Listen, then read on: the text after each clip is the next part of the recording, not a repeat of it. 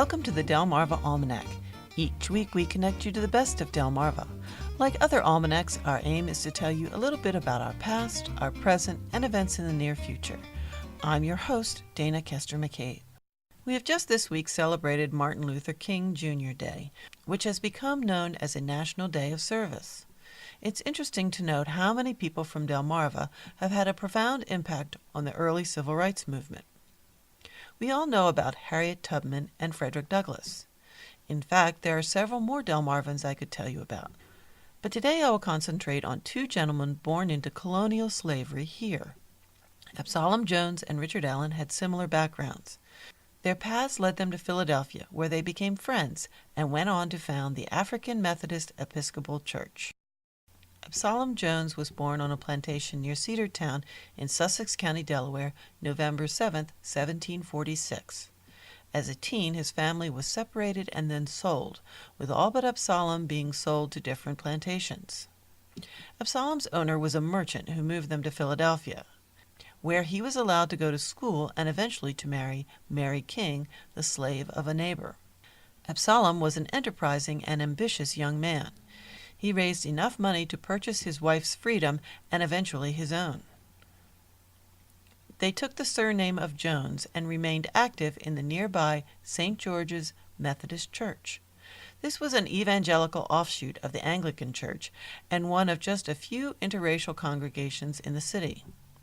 Absalom became a lay minister, and eventually he and another freed black, Richard Allen, became two of the first freed African American slaves licensed to preach by their church. Richard Allen was also born into captivity. He started his life near Middletown, Delaware, on the property of Benjamin Chew, a prominent politician in the Revolutionary War period.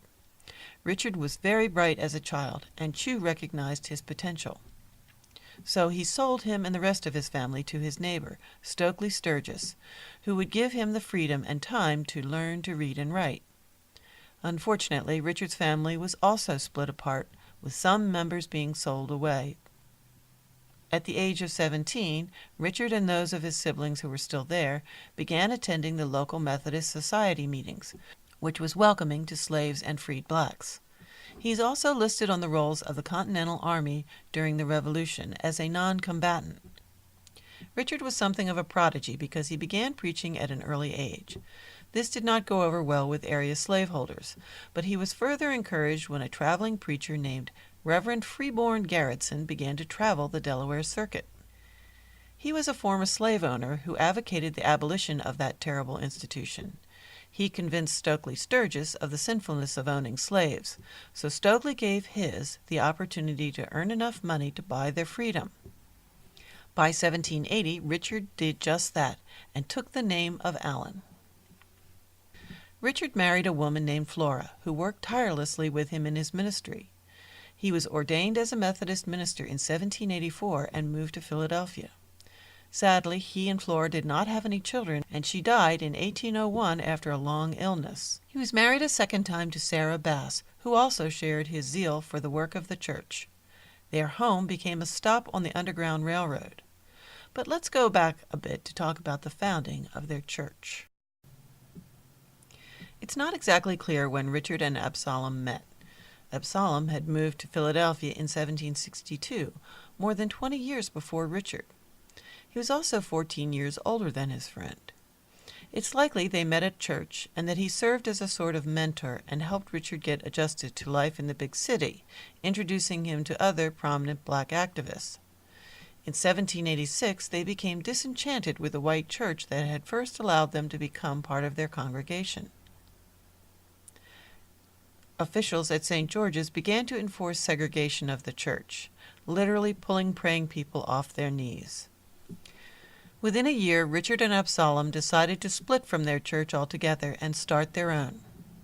They raised the money to buy an empty lot where they began to hold outdoor services. It eventually became the Mother Bethel AME Church, which bears the distinction of being the oldest piece of real estate continuously owned by African Americans in the United States. This was also the birthplace of the African Methodist Episcopal Church, one of the most important African American institutions in our country. Richard Allen was appointed their first bishop.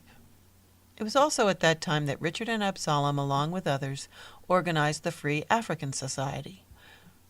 What an amazing friendship and working partnership they must have had. In 1793, the Free African Society, under the leadership of Richard and Absalom, was instrumental in saving many lives during the terrible yellow fever epidemic. Over time, the Methodist Church hierarchy did not warm to the new church that Richard and Absalom had formed.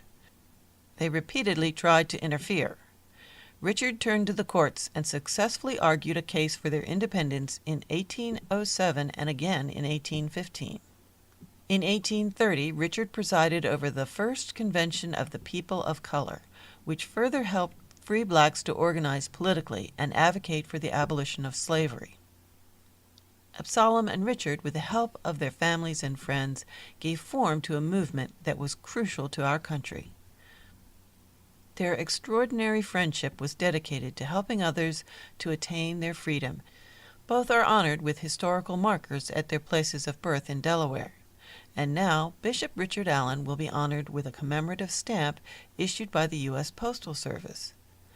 It is the 39th stamp in the Black Heritage series and will be a first-class forever stamp, which means it can always be used at whatever those stamps' going rate is.